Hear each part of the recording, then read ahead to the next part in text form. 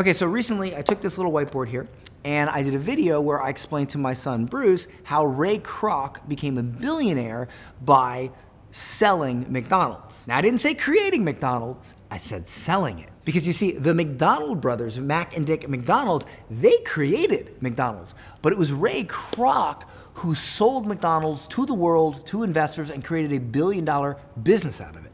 And so Ray became a billionaire not from a restaurant, but from a sales presentation. And I'm gonna break down some key elements right now from that sales presentation that you can use in your marketing and in your sales videos. Okay, so the first thing that Ray did in his sales presentation was he had to convince investors of the concept of fast food, because at the time that wasn't a thing.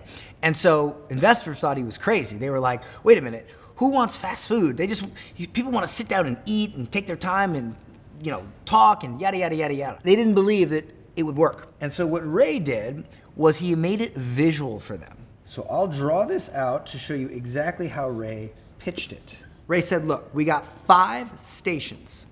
Now, in the 5 stations, on station 1, only one person is doing one thing. They are toasting the buns. That's it. The only job for this person is to toast friggin' buns. Nothing else. The second station is where they grill. So there's one person on station 2 grilling burgers. That's it. That's all they do all day long. Now the third station is even crazier. The third station is toppings. So in this station, one person for 8 hours a day sits there and puts pickles and ketchup and friggin' mustard on a burger. That's all they do all day. The fourth one is wrap. So in this one, a person wraps the burgers. That's all they do all day. And the fifth one is fries. All they do all day is make fries. This is a station-based restaurant, not a cook-based restaurant, because a cook has to cook one meal at a time, but for this, we can cook multiple meals at a time. And the McDonald brothers call this the speedy service system. Now, in marketing, we would call this a unique mechanism, or at least that's what the old farts call it. I don't know what you young kids call it today. I don't know if you call it anything because you don't read any books on copywriting. But for us older guys, we call it a unique mechanism. Now, the unique mechanism here, the speedy service system, is meant to do one thing and one thing only, and that is convince the buyer or the prospect, or in this case, the investors to build more McDonald's stores, is to convince them of one big idea, and that is this: more customers equal more money. So if you have more customers, you have more money. With the speedy service system, you can serve more customers. That's when Ray did what I call old versus new. Now, every sales presentation, every good sales presentation, marketing, pitch, has what I call old versus new. And what that means is you need to show people the old way, the old path, the old method, the old approach, and compare that to the new approach. The new approach being the unique mechanism which proves the big idea. And so to illustrate this, here's how Roy did it. For you dickheads in the comments, yes, I said Roy, it's Ray Kroc, whatever. Roy, Ray, whatever, he's a billionaire, who cares? Okay, so the old way is to have a cook and have a normal restaurant, right?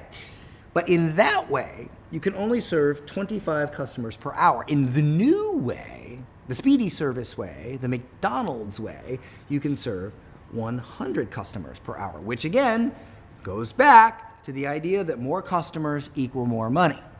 And so here's where this presentation really makes things work, is if I'm an investor and I'm like, hey, I've never heard of this new thing, I don't think it works, and this guy wants me to invest millions of dollars so he can build hundreds of these restaurants, thousands of these restaurants across the country, I need to be convinced. If I'm convinced I will get the thing I want, then I'm happy. And what does every investor want? Well, they want more money. That's what an investor does. An investor doesn't care that it's a restaurant.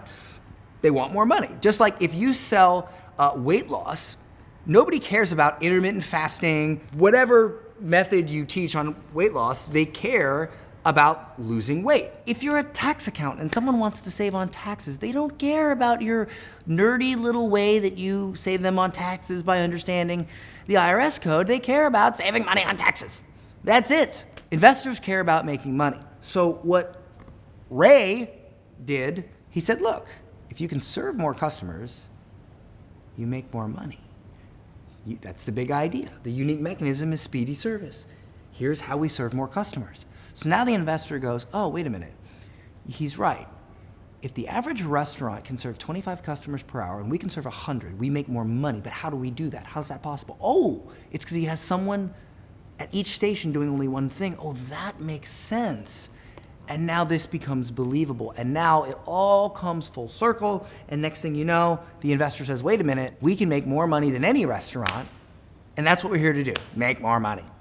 Here's the investment. And so here's how to sum this up and actually use this for your business. Step one, think of the ultimate thing that your customer wants. At the end of the day, forget about you, forget about your life story, what happened to you when you were 17 and why you want to do this and all your little passion bullshit. And just ask yourself, what does the customer want at the end of the day? And if you're not sure about what this is, use the magic wand method. The magic wand method is simply this. Pretend that whatever you do as a product or service is not a thing anymore, and you simply have a magic wand. And when you wave that magic wand, the customer gets what they want. What is that thing? A rather crude analogy for this is middle-aged men that buy Corvettes. No middle-aged man buys a Corvette because he likes a Corvette. He buys it for status. He buys it because he thinks it's gonna get him laid. And it probably doesn't. The point is that they're not buying the car, they're buying the status. So that's what you have to think. What are they buying at the end of the day? Nobody's buying a tax plan, they're buying saving money. Nobody's buying a workout plan, they're buying losing weight and getting jacked. Once you know what they actually want at the end of the day, the actual goal, then you have to think, how can you explain in one sentence one very simple idea that will allow them to get that? And then explain your unique method to make that possible. Now, if this sounds complicated or you're not quite sure how to explain something in order to make somebody buy your stuff, I made another video where I explain how to present something so persuasively, so convincingly, and so simply that people would feel like absolute morons for not buying. And this pattern is based off the hundreds of sales pitches and sales presentations I've studied, and it's a pattern I've used to grow multiple multi-million-dollar companies. I have even used this pattern to create 7 and even 2 8-figure sales presentations. And I'm very confident that this pattern will work for your business as well. I'll leave a link to that video in the description. If you enjoyed this pitch breakdown, subscribe, and I'll see you in the next one.